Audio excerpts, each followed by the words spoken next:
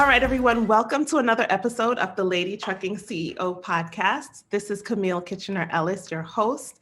This is a podcast that interviews dope women and bosses, CEOs in the trucking industry. And today we have another amazing guest with us today. Miss Natallia, can you go ahead and introduce yourself to everyone? Yes, ma'am. My name is Natallia Opalko. I've been in the industry over 9 years now, and I help small trucking companies build safety programs for growth. Awesome. So can you get into a little bit more about what that means?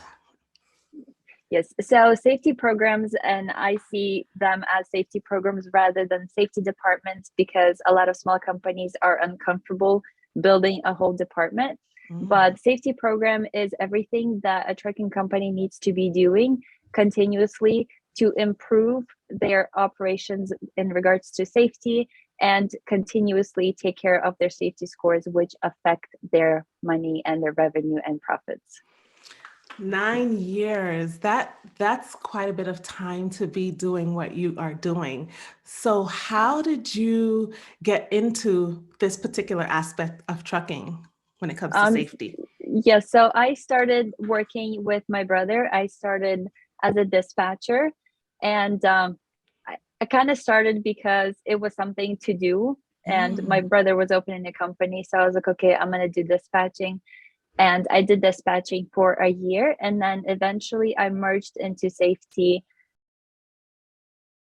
I found a stack of papers in the office and I decided I'm going to organize them and I'm going to look through everything. We had all these bill of ladings, receipts, fuel receipts. It's just a huge pile. And I was like, I need to organize this. That's who I am. I organize things. I need someone like you. So I kind of started going through it and I found this letter from DOT. And back then I read it as DOT. I had no idea who they are. So I no experience in safety at all. And then I called the owner and I was like, do you know who they are and what they want? And all he told me, it's important. I guess he heard of the name before. Don't throw it away. So eventually, about a month later, we got a letter for entry-level audit. So the timing was perfect. I had time to prepare, but that's how I got into the safety aspect from dispatching. Wow. So that transition from dispatching into safety, what can you get into a little bit what that transition was like for you as far as really getting into the safety aspect of it versus the dispatching? What were some of the ways that you were feeling about it and your interest level? I think that really depended on personality. Me, who I am, I want to know and I'm going to know and I'm going to find out. That's who I am. So when I saw that there was this area of the unknown, I was like, I'm going to figure this out. I will find out all the information I needed. And again, because I am more of like an organizer and I create all these processes, I liked it. So I was okay moving away from dispatching. Dispatching was stressing me out because of the personality I am. I'm very hands-on, like I want to help everybody. And dispatching, you have to be a little detached because there's so much going on, I think. So my personality specifically, I think I was more comfortable in that area. So I shifted and I was glad to shift. Wow. So right now you have a company that specifically focuses on helping smaller carriers with making sure that they're compliant with whatever the safety issues, with whatever the safety requirements are for the Department of Transportation. Yes, that, but then it's much more than that. There are a lot of companies that help you with regulations and having all the paperwork ready. I am all about building a process, building a program, a system that will allow you to grow. Because when you start growing, you will start seeing a lot of gaps in compliance. You will start coming across all these issues. And it's important to work with these constraints, not just, you can't live in the mindset of when you have 1 or 2 trucks. And then when you're trying to get to 10 or 20 trucks, that's a different mindset. That's a different program. And I'm all about growth. I am preparing companies for growth. We're not just doing paperwork. We're building a program, systems, processes, a department. Okay. So. All right. So we're going to get a little bit more into that a little bit later on in our conversation. But let's take a moment and go back to teenage Natallia.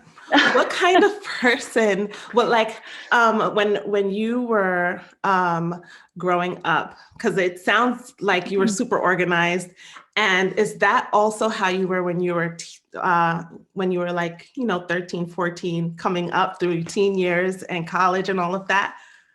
So the teen me, I think that a lot of my personality was affected because we moved from a different country. I moved from Belarus. So the language barrier, the cultural barrier. So in school, I was very shy. I was afraid of everybody. So I was just reading my books. That's all I did. I was just kind of in the books. I didn't really have a social life of that because of that barrier. And I think that affected the way that I am a lot.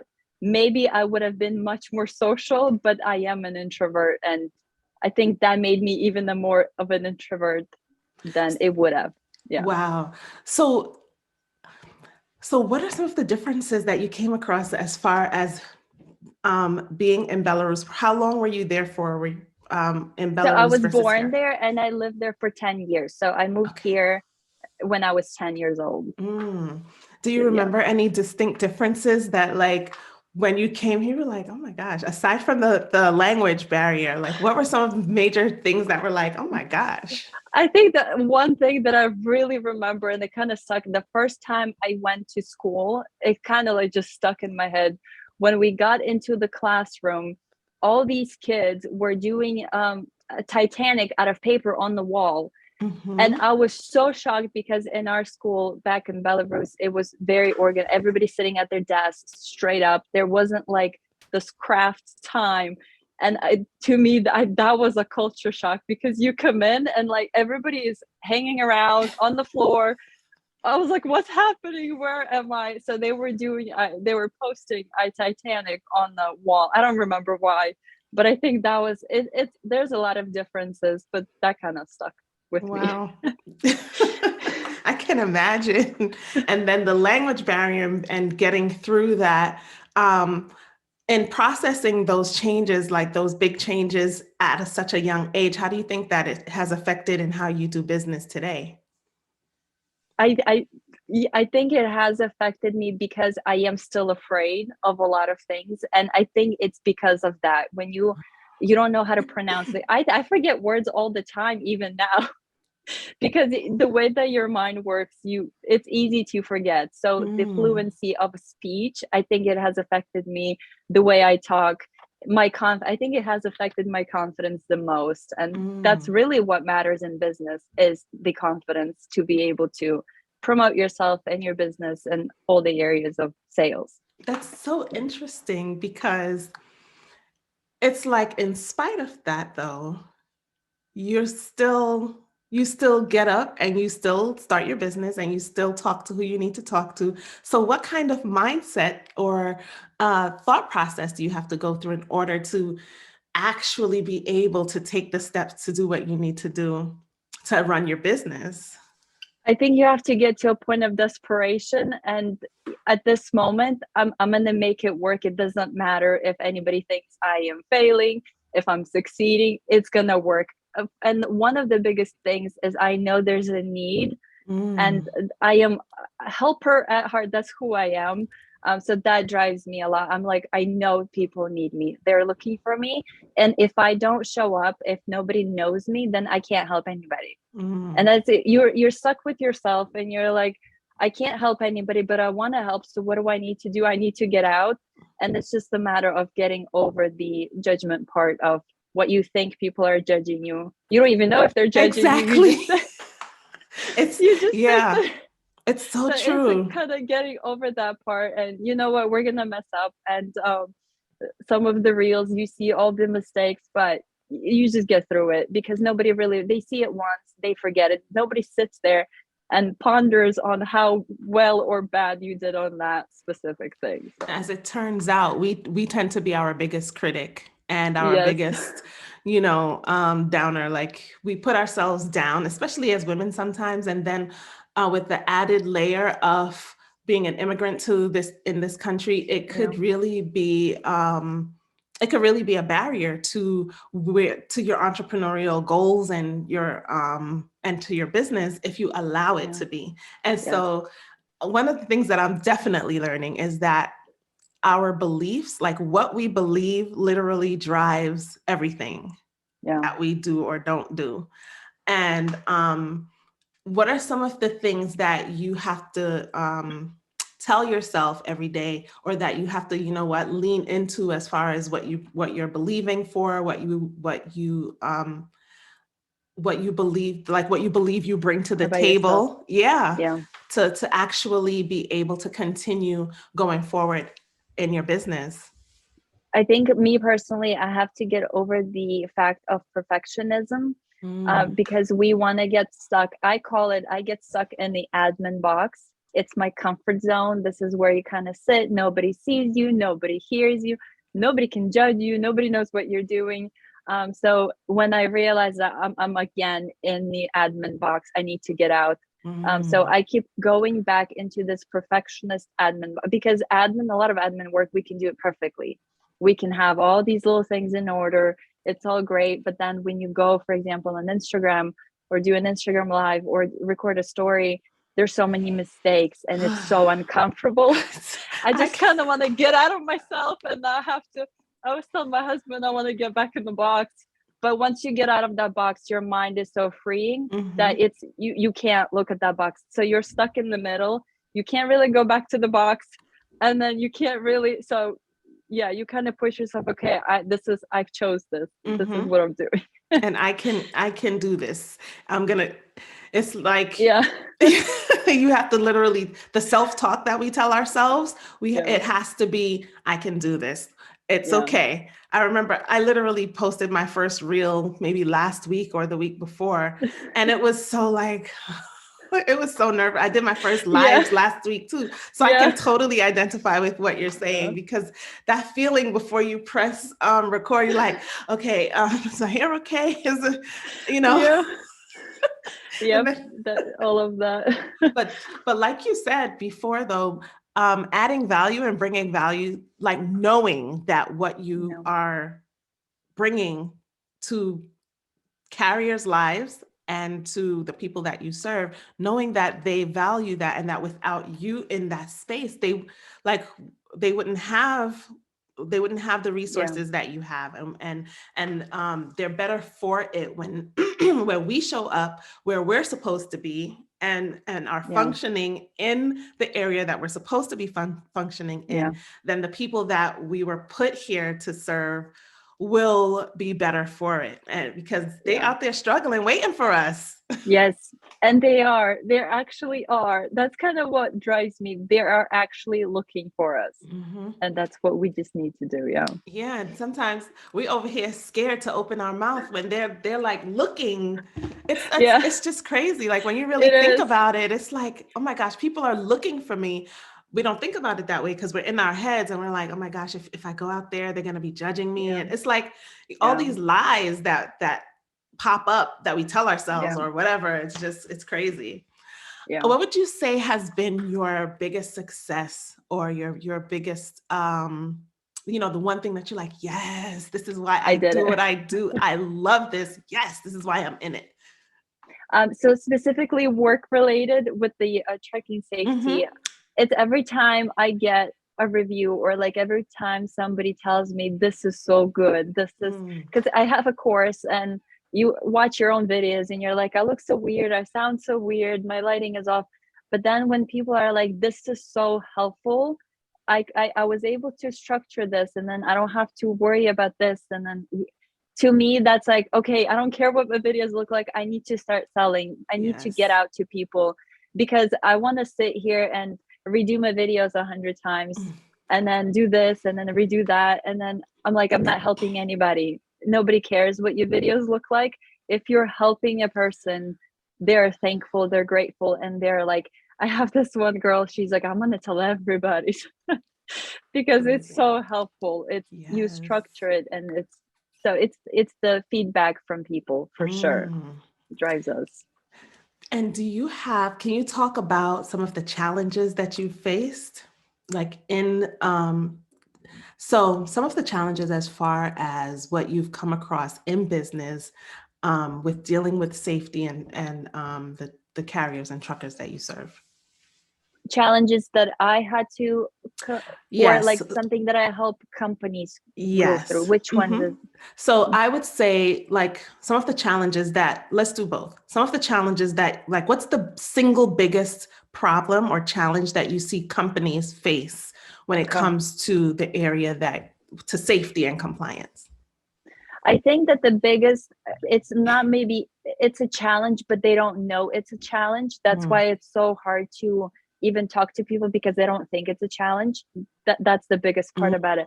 But it's about their safety scores. So a lot of the way I see safety scores is that it's an indicator of how well your program is set up. mhm, So when I talk to company owners, they are in the mindset of we passed our entry level audit, somebody's doing our driver files. I keep repeating that because that's all I hear from people.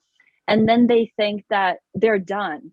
But in reality, an entry level audit is that it's an entry level. They are there to tell you about a program. It's not everything that there is to it. It's kind of like the FMCSA comes and tells you the basics, and then you have to take it from there and apply it to your company and let it grow with you. So I think that's like the biggest challenge is the mindset of people in the industry, because they're so, and I there's different reasons I think it happens, because one, there's a lot of scare tactic advertisement in the industry. So mhm, it's pushing that scare, if you want to call it, the fear of mm, compliance or non-compliance. And the second thing, we're so used to people giving us checklists, as companies use that as their lead magnet. mhm. People are so used to checklists that they don't think, why are we even doing this? Right. So when you base your whole work, your whole department on the checklist, it's not sustainable. It doesn't take all aspects. I do use checklists, and I provide checklists, but I think it's all about the mindset. And Mm, I think that's like the biggest challenge that I'm having with people, with clients, and that the clients are having, is that first we need to change the mindset. Why are we even doing this? How does this affect us? And it's not just because FMCSA told us. The way I see it, FMCSA gave us a structure to get started, mhm. because based on all the testing, all this, everything that they saw, this is a good way to structure your department. And I think that's the challenge, is proving Mm. that to people that they need it. You just dropped so much information there because I I agree with you 100% because um we did our safety entrant, my husband and I, we did our safety, Mm-hmm. we passed, Mm-hmm. and that's it. We make That's sure it. our trucks are maintained.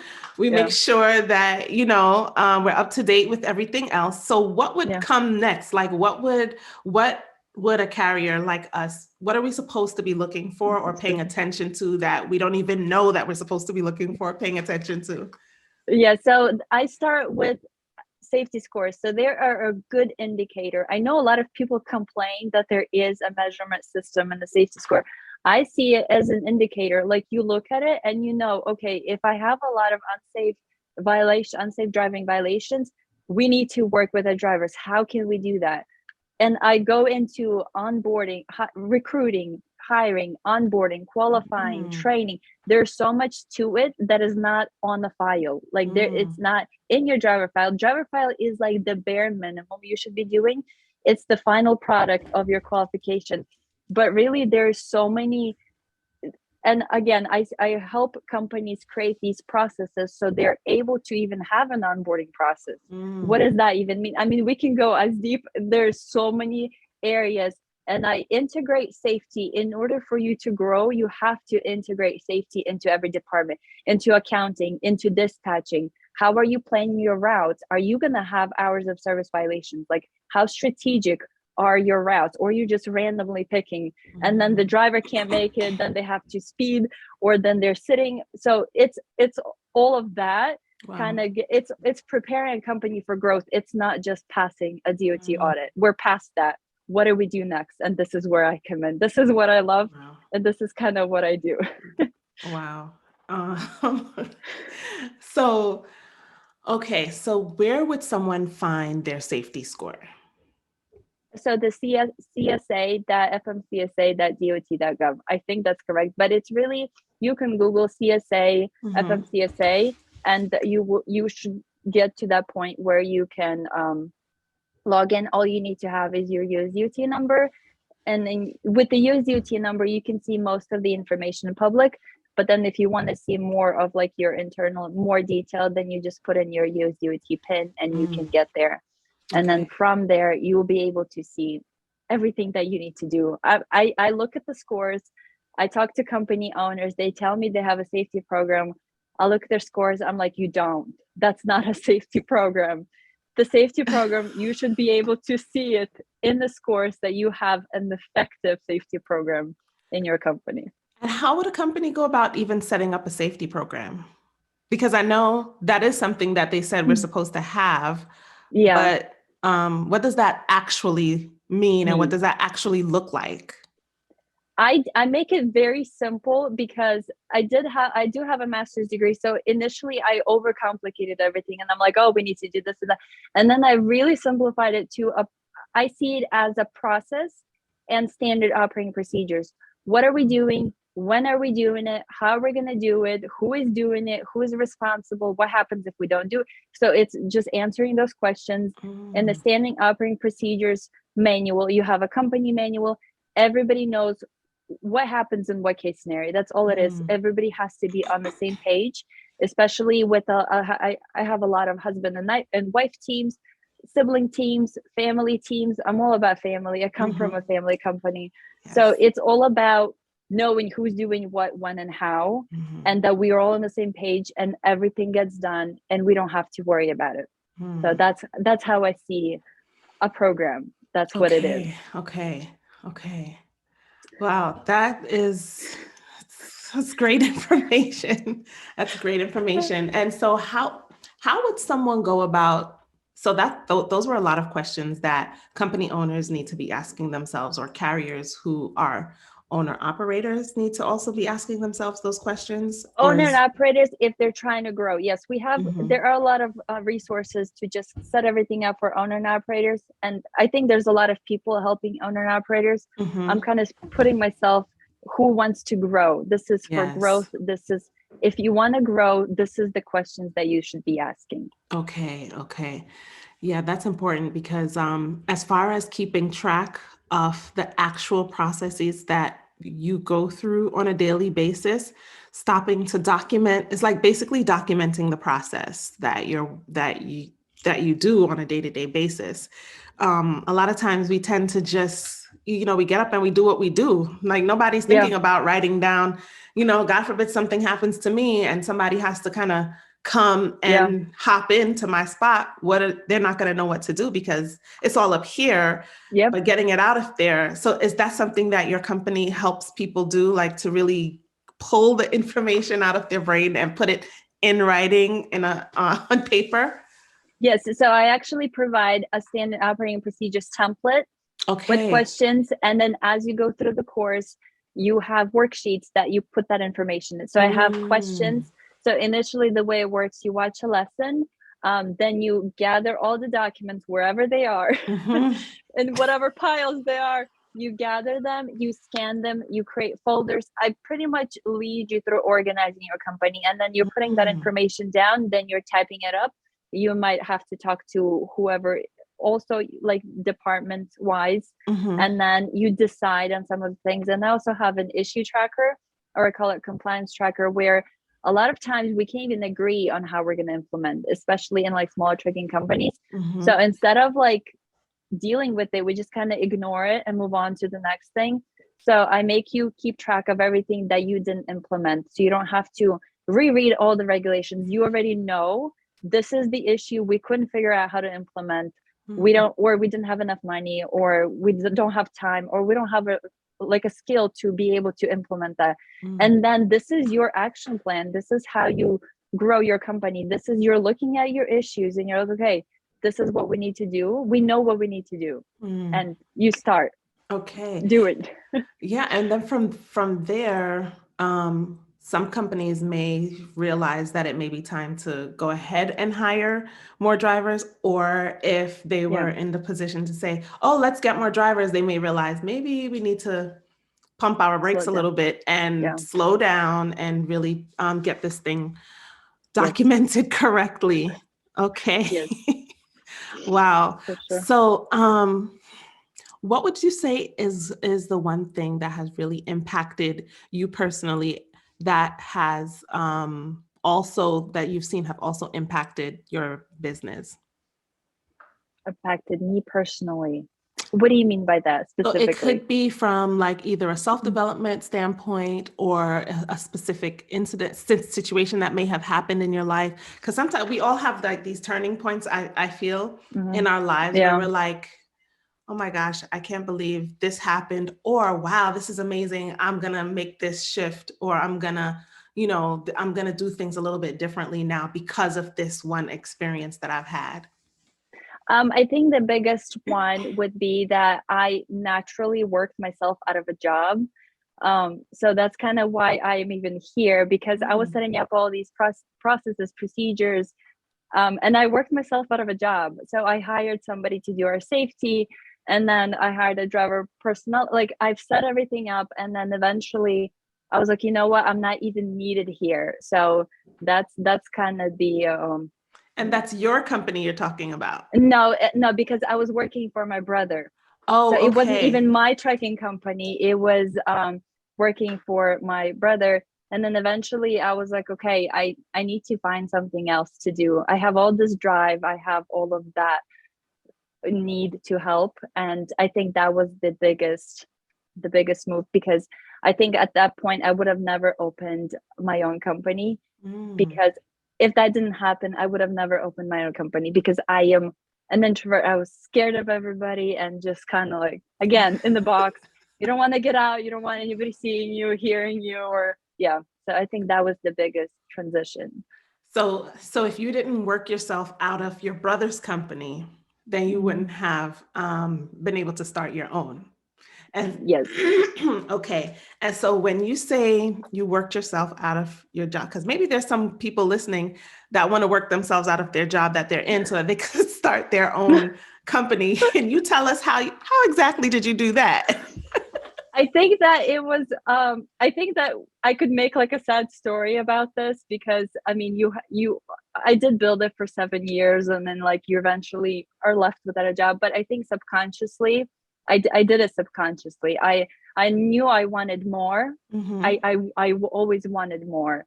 It was never enough. So I think that, yes, I could make a sad story about this, but then on the other side, I did it. So I was setting everything up, and I was kind of preparing for something, and I don't know what I was preparing for, but then I guess my subconscious was preparing for this. Your own, and yes, and it happened as it needed to happen. Wow. So basically you leveraged the skills that you were already using working with your brother, and those skills are pretty much what you're using now to run your business.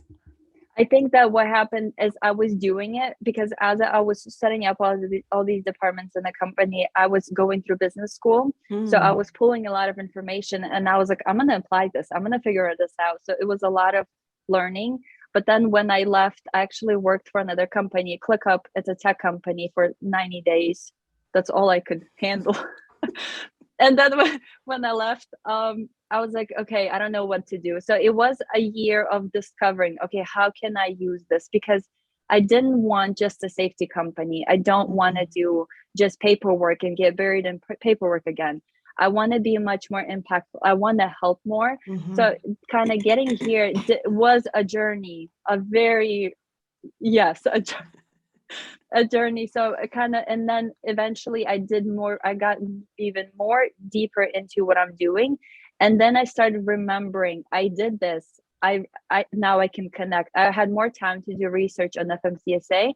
And everything that I did in the company, I was like, it worked. So it kind of clicked, everything clicked together, that it's not just following the rules, it's much more bigger than that. It's just so amazing how in the day-to-day minutia of life, we don't see the beautiful pattern Yeah.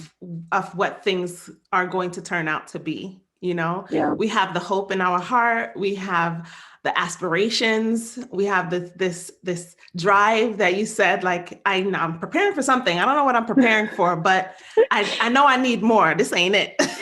Yeah, this is not enough for me. Yes. Yes. And so really leaning into that, and not a lot of people, I think, fight those feelings. Like they fight the feeling of I want more. There has to be more. Yeah. That unsettled feeling, like, oh, this is, you know what I mean? Yes, I know exactly what you mean. And you wake up and you're just like, oh, I have to go through this. I have to.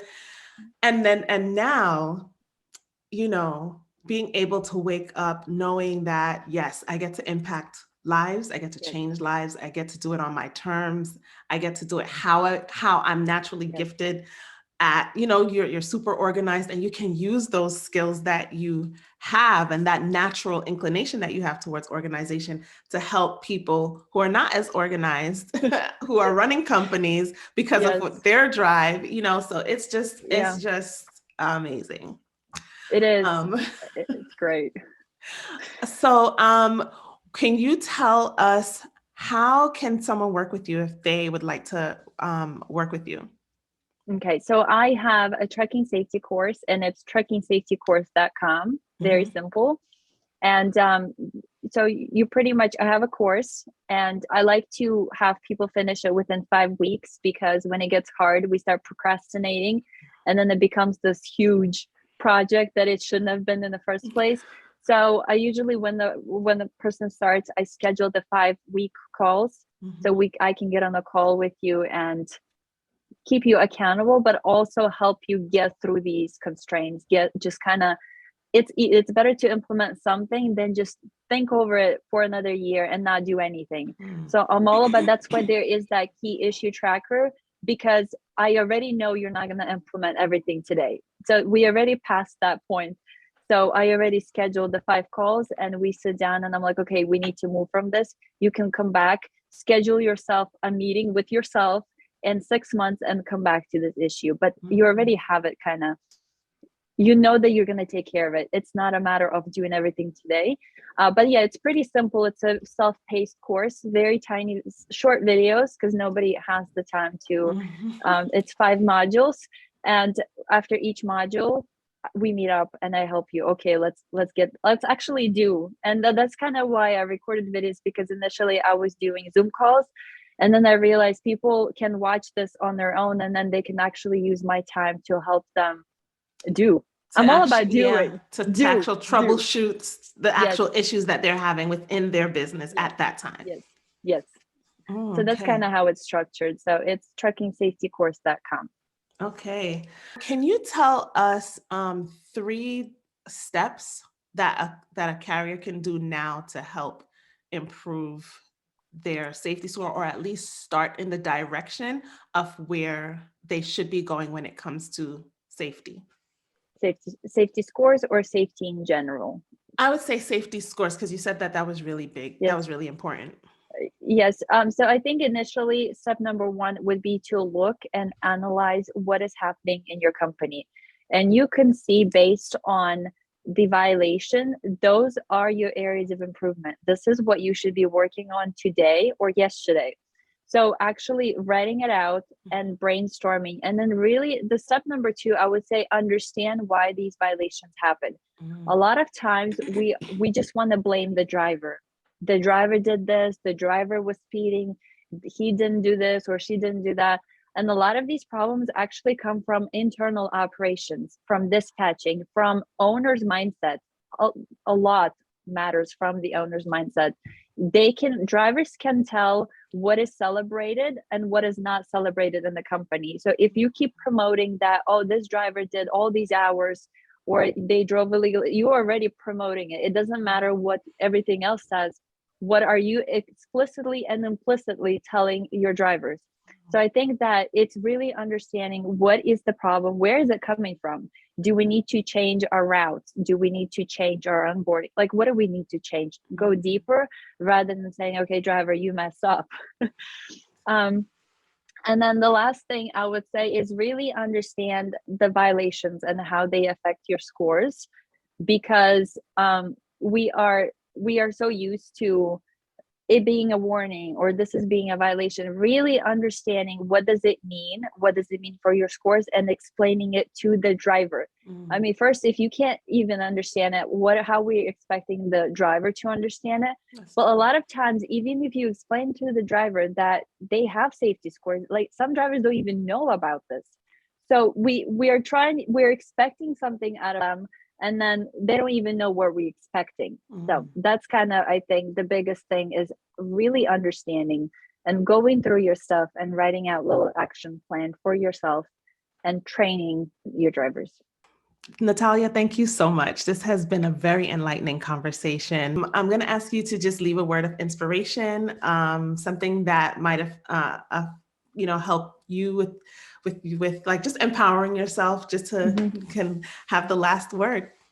Yes, I'm all about improving a little bit at a time, because we want to change fast. We want fast improvements. We want fast results, but it's in the small increments of work that we really can adjust as we go. So improving 1% every day, just a little bit at a time, will make the difference, because we get feedback right away. It's you do something, you see the result, you change it, you do something. So it's small increments of work.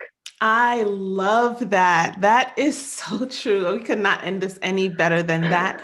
Natallia, thank you so much. This is the Lady Trucking CEO podcast. Thank you all so much for listening, and we will talk to you guys next time. Bye.